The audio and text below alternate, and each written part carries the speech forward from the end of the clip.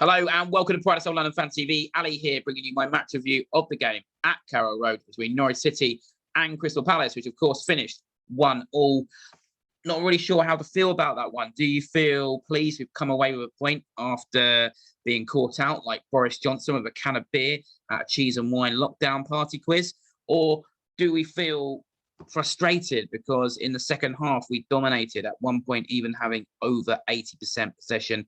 And of course, frustratingly, Wilfried Zaha, bit unlucky there on the penalty. But let's get into it, all the usual features. And it's important we do get into it, by the way, because the commentary tonight was awful on BT Sports. Clive Allen might as well buy himself a canary, giving Norwich a man of the match in Rashid after we dominated that second half. But fair play to Norwich. They did earn themselves a valuable and important point.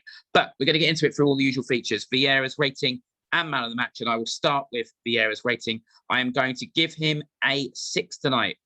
Starting 11, yeah, I mean, he went with Joel Ward again. We don't have many options with Ferguson's injury problems continuing. I'm not sure we're ever going to see him, to be honest.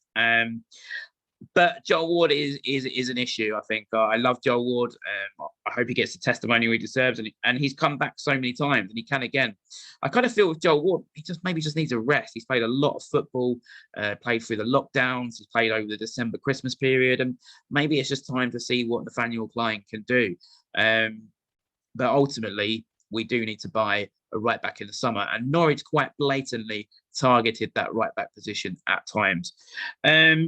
In terms of the front three, it's a difficult one right now to choose the front three. Leaving Edouard out was a big call after his successful December.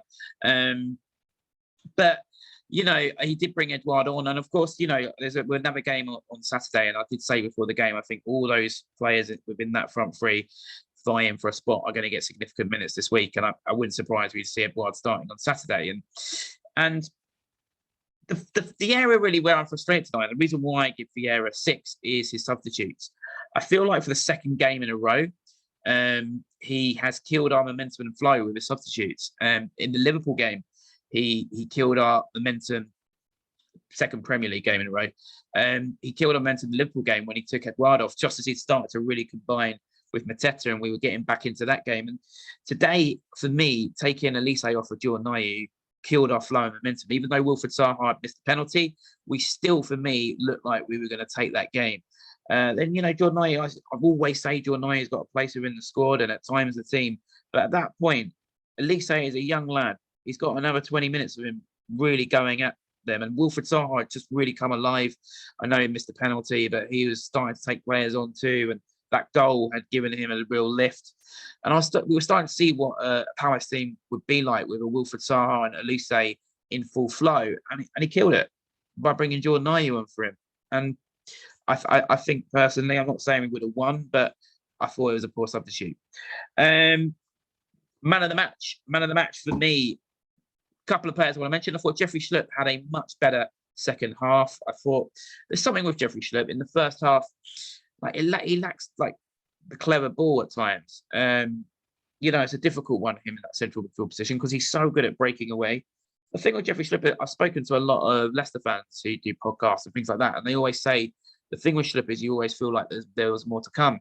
But in the second half, it definitely did. I thought he had a very good second half, high energy, and he was a massive part of our revitalisation. Unlucky not to score at one point as well.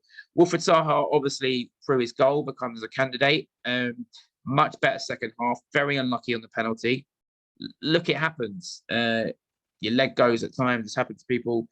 David Beckham, John Terry, world-class players. It happens, and you've got to move on. People saying he should be taken off pens or questioning why he ever was on pens. He scored every single pen up to that point. It'd be a bit harsh to take him off just for that, unless Luca's on the pitch, which hopefully Luca won't be.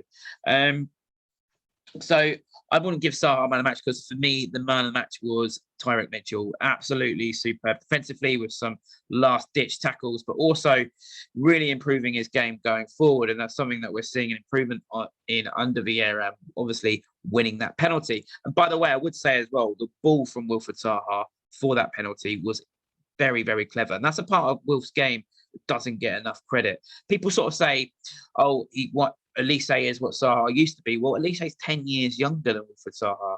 And I think Wilf's goal and Wilf's assist shows what he can still give. And as I alluded to, it's just a shame that those two on either side of the wing, we started to see what Palace could look like with them in full flow, was stopped in his track by the substitution. But let's not take away from Tyrick Mitchell, who is by far the man of the match. A great performance tonight. And he really, really has emerged this season, hasn't he, under Patrick Vieira. What did you think? Who was your man of the match? Do you agree with Tyrick Mitchell? Did he get the substitution wrong in taking Elise off for Jordan Ayew? Is it time for Klein to come in for Joel Ward? Let me know in the comments below. Big game on Saturday, isn't it? I said before the game, for me, 4 points out of Norwich and Brentford would be a good points tally. That's still there. Won't be easy. Not going to be an easy game at Brentford, but definitely something we could do if we bring the second half performance. But that's the story of becoming the story of our season. We're leaving it too late, and we need to show the energy and that kind of performance that we showed in the second half from the off against Brentford. But let's hope come Saturday we're feeling glad all over. As always, leave your comments below.